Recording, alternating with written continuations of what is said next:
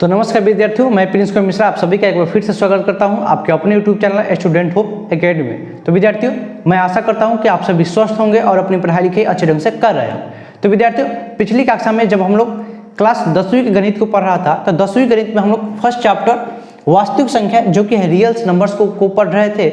और रियल्स नंबर में हम लोग बेसिक जानकारी को ले रहे थे। बेसिक जानकारी को हम लोग इस चैप्टर में क्या क्या बेसिक हमको कंसेप्ट जानना है, क्या क्या बेसिक जानकारी को हमको लेना है, उसी को हम लोग कर रहे थे।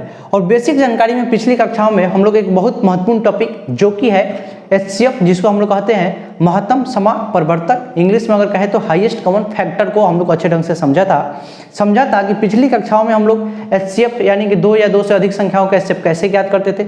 और इस कक्षा में हमको एचसीएफ के बारे में क्या अधिक जानकारी हमको लेना है। ठीक है, क्या अधिक जानकारी, क्या हमको और अधिक नॉलेज इस चैप्टर में हमको जानना है एचसीएफ के बारे में, यानी कि महत्तम समापवर्तक के बारे में।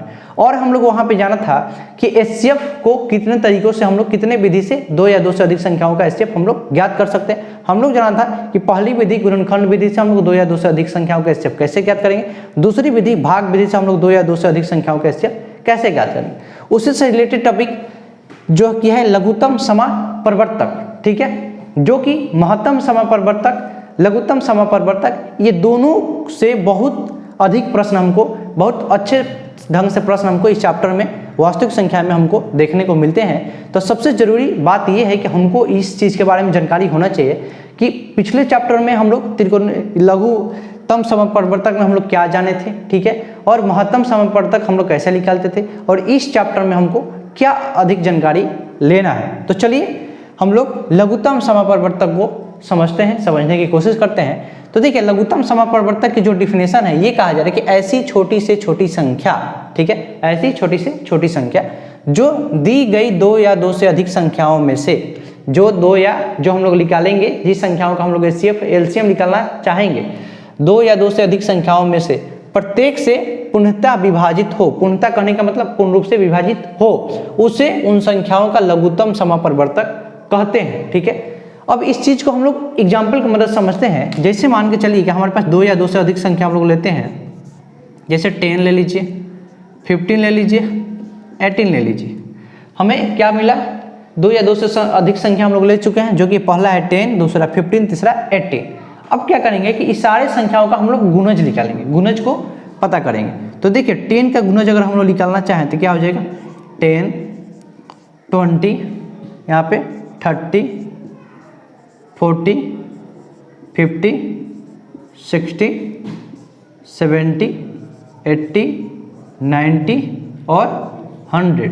और क्या हो जाएगा, इसके अलावा भी बहुत सारे गुणज हम लोग जैसे जैसे इसमें 10 से मल्टीप्लाई करते चलेंगे हमको गुणज मिलता चलेगा। दूसरी संख्या जो हमको दिया गया है ये है 15। क्या होगा, 15। आप 15 का टेबल पढ़ के, यानी कि 15-15 हम लोग जोड़ते चलेंगे, 15-15 का हम लोग एडिशन करते चलेंगे तो हमको इसका गुणज प्राप्त होते चलेगा। तो यहाँ पे हम लोग 30, 45, ठीक है, 60, 75, ठीक है, 90, 105, 120, 135, 150, ऐसे बहुत सारे हमको गुणज 15 हम लोग जोड़ते चलेंगे, हम लोग को गुणज प्राप्त होते चलेगा। ठीक है, अनंत तक। ठीक है, उसके बाद हम लोग देखेंगे 18 का, तो क्या मिला 18, ठीक है, 36, 54, 72, 90 और 108। इसी तरीके से आगे हम लोग 18 को प्लस करते चलेंगे, हमको इसका गुणज प्राप्त होते चलेगा।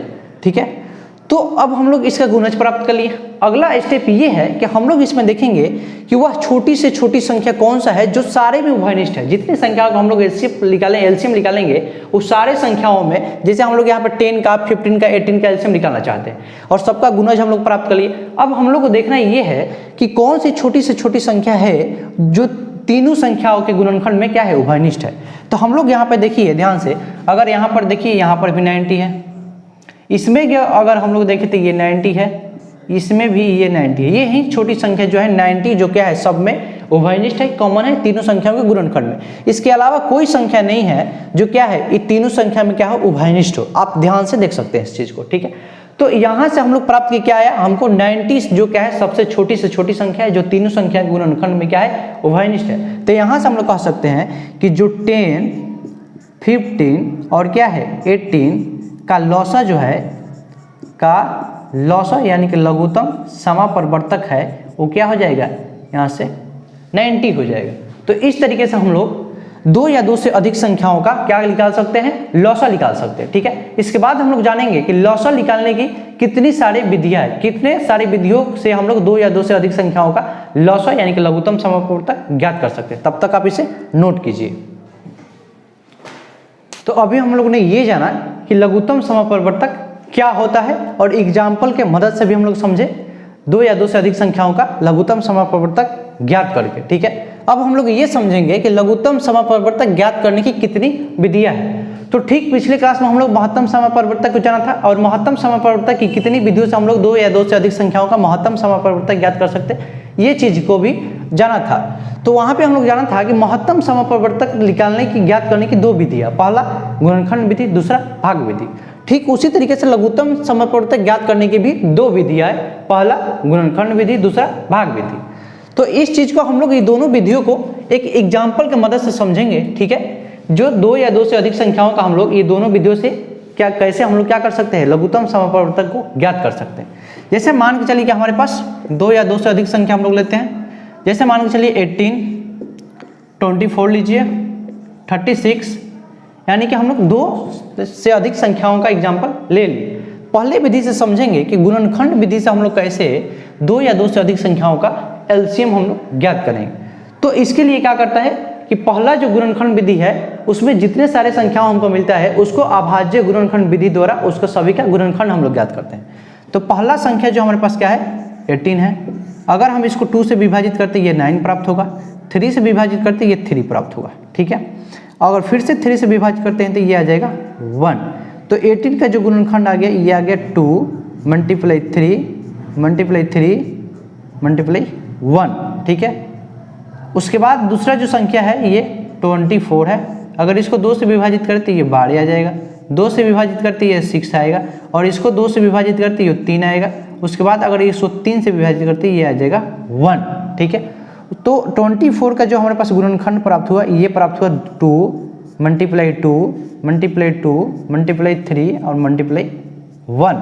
ठीक है, उसके बाद 36 का अगर हम लोग गुणनखंड करें तो ये आएगा 2 से 18, 2 से 9, 3 से 3 हो जाएगा और 3 से ही विभाजित होगा तो क्या आएगा 1 आएगा। ठीक है, अब हम लोग 36 के गुणनखंड को लिख लेते हैं 2 मल्टीप्लाई 2 मल्टीप्लाई 3 मल्टीप्लाई 3 मल्टीप्लाई 1। गुणनखंड ज्ञात करने के बाद हम लोग ऋण संख्या के घटक के अनुसार क्या करते हैं, इसका गुणनफल ज्ञात करके हम लोग इसका एलसीएम ज्ञात करते हैं। जैसे मान के चलिए रूट संख्या, यहाँ पे हमको क्या दिया है, सबसे छोटी संख्या 2 और 3 संख्या इसमें मिला हुआ है। सबसे छोटी संख्या 2 है और 2 कितना बार ज्यादा बार रिपीट हुआ है यानी कि ट्रिपल 3 बार 2 रिपीट हुआ। तो हम लोग क्या लेंगे 2 मल्टीप्लाई 2 मल्टीप्लाई 2। उसके बाद की संख्या है हमारा 3, जो कि 3 हम लोग यहाँ पर भी 2 बार रिपीट हुआ है, यहाँ पर भी, तो हम लोग क्या लेंगे डबल 3। तो यहाँ पर लिखेंगे 3 और गुना में 3 हो जाएगा।